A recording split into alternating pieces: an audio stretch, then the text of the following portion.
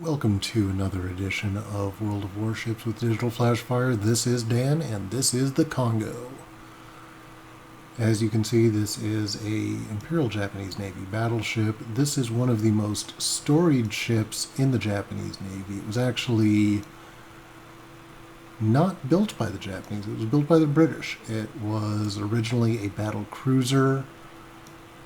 During the years leading up to World War II, it was refit. You can see where the armor was added, anti-torpedo bulges, and more armor added to this ship. And let's face it, this thing is gorgeous. It's got the wonderful pagoda-style mast that struck fear in the enemies of the Imperial Japanese Navy, the chrysanthemum on the front of the ship. And of course, it is covered in big damn guns. Main battery of 356mm guns, 4 turrets, 4 twin turrets, and you can see all of the fire direction equipment. This isn't like a medieval or even an Age of Sail galleon where they're just pointing and shooting. The mechanics of aiming and firing these is incredibly complicated. That's one of the things I actually did in the Army on our side, was to aim aim the Army's 155mm cannons, which are more analogous to these, the 6-inch guns. Of course, the 5-inch guns on the mounts here.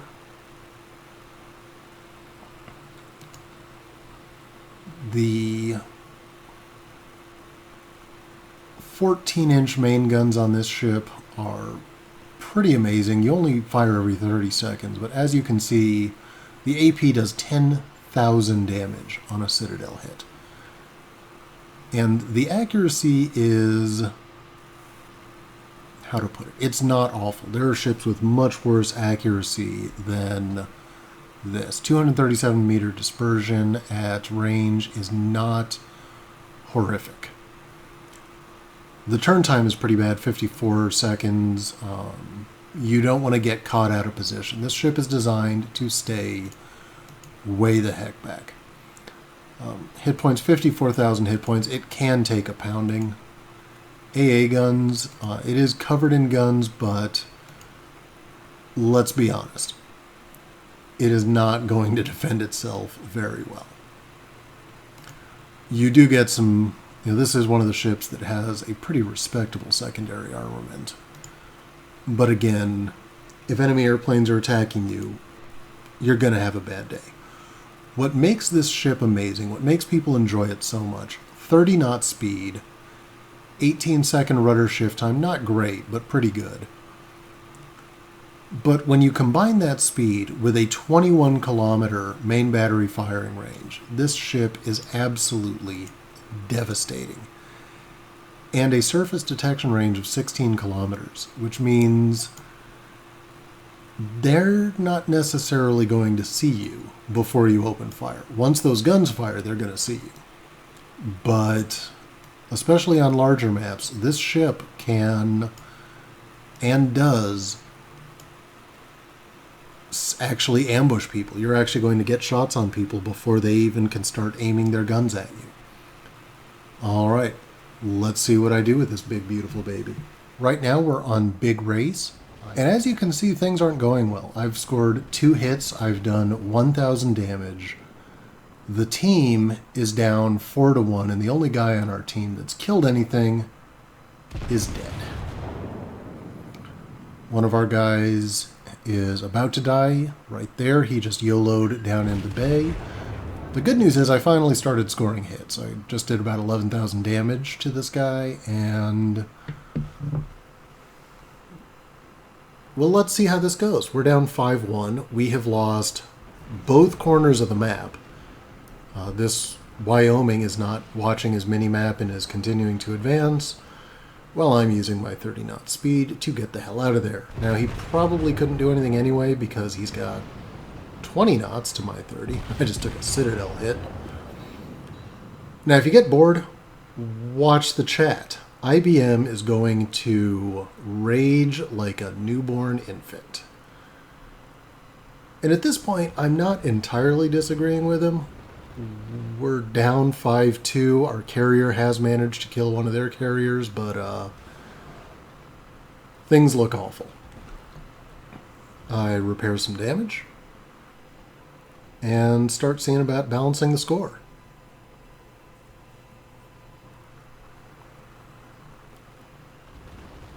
And yes, replays are still a little bit too buggy.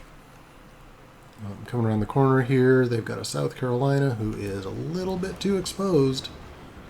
I catch fire, repair it. Shot, shot, shot, shot. And this guy did something very clever. He slowed down. Yeah. And throughout this battle, you're going to watch me waste a lot of shots like that, which is very dangerous when you're in a ship that shoots once every 30 seconds. Now,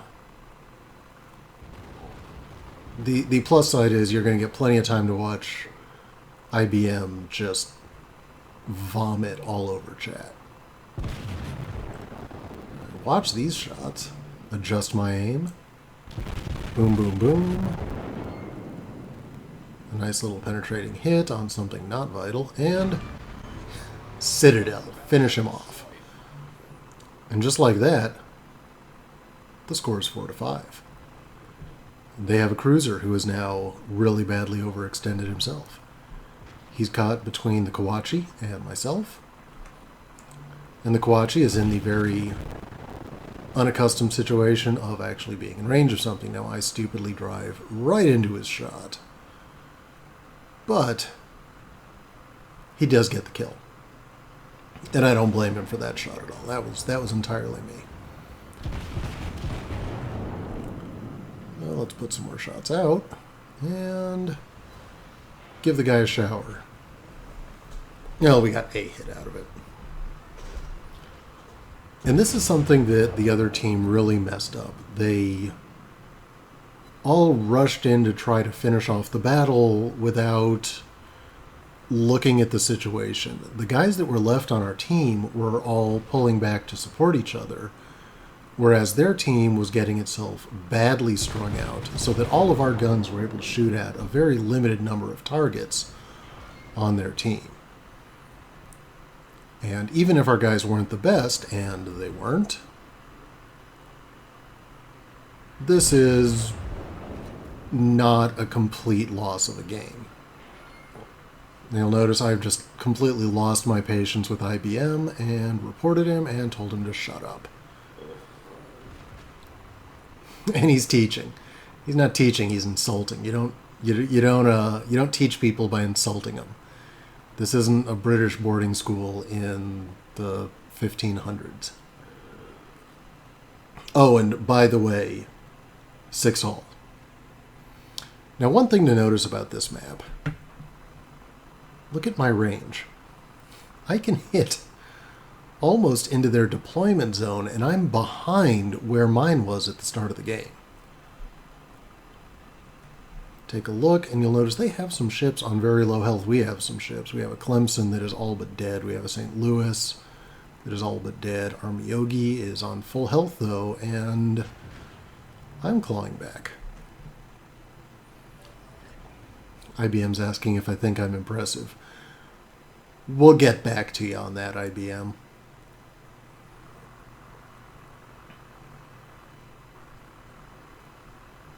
Now, at this point, I'm trying to find the next place to make an impression. I see where their carrier is. They've got a destroyer playing out in the smoke there. But mostly, I'm looking for someone to shoot. I've got these big, beautiful guns, and they're for battleship guns, they're accurate. They are not accurate if you're used to cruiser guns, and our carrier has just sunk. Yeah, he just sunk their destroyer. Our carrier pilot was on point. This guy knew what he was doing. Shots out, and this, I don't even know what I was shooting at here. These just, I don't even think I got anyone wet with these shots. Oh, maybe a little wet. But yeah, those were terrible shots. And that's the thing with a battleship. When you get a Citadel hit, you wreck people. When you get a normal hit, you can do a lot of damage. I think I had a penetrating hit, a non-Citadel hit, for over 7,000 damage at one point in this battle. But you're going to miss a lot of shots. You're not going to have, the Kongo isn't going to have a salvo where you hit with 7 or 8 shots. It just does not happen. Even if your cooks are out there throwing cutlery at the bad guys, your main guns aren't going to hit. Here I come around the corner. We're going to aim at the Phoenix. Plunging fire is beautiful. And it looks good. It might be. It could be. Nope. 1,000 points of spalling damage.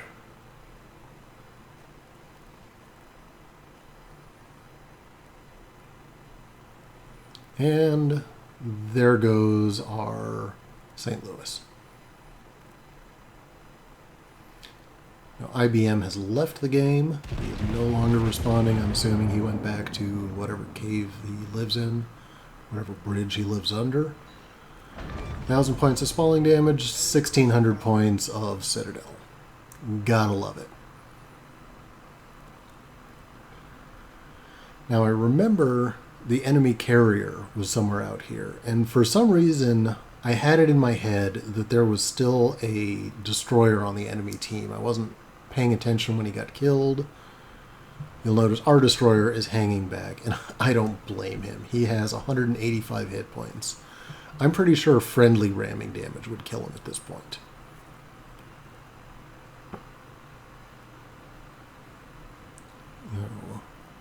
And our teams are playing Ring Around the Rosie, and this is something you see in a lot of games, especially on this map. If the game goes past a certain length of time, no one really hangs around where they start out at. And our carrier is playing it cagey. I would rather have seen him advance into the pocket where the destroyer is, but I can't blame him for being careful. Look at any places on the map I can't shoot. Now, start aiming.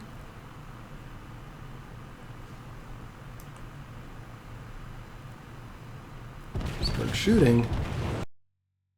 And switch to HE. Now, this guy turned at just the perfect moment and splashed down. Bracketed him, didn't hit him. Now, why did I switch to HE? Oh, yeah. Because there's a carrier up here. And carriers don't react well to bullets. Now, someone is just pinging the bejesus out of the map, telling the destroyer to move, and I wish he would.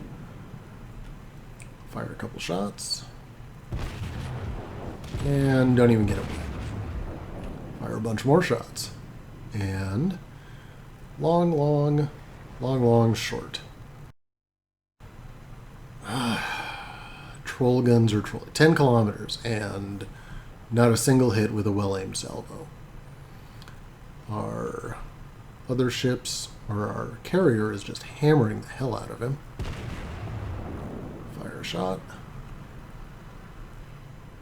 Nothing. Carrier put some shots in. So do I. And he is crippled, he's on low health, and I steal the kill, because that's how I roll. Now at this point, the enemy base is half captured, but due to the mechanics of plunging fire, and due to the fact that I'm going to keep drifting for a little while, I decide to move out, and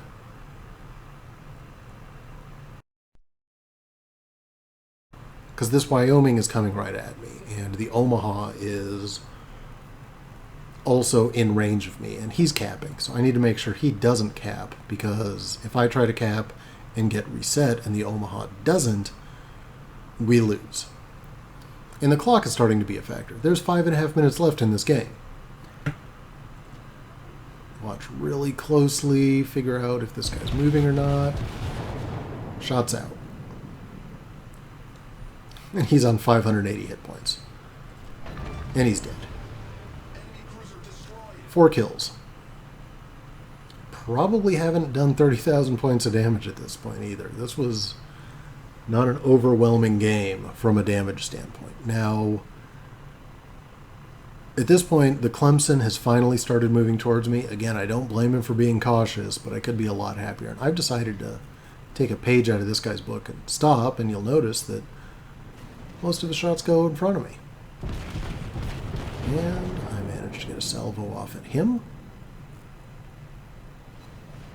Score a couple of hits, 3,900 damage.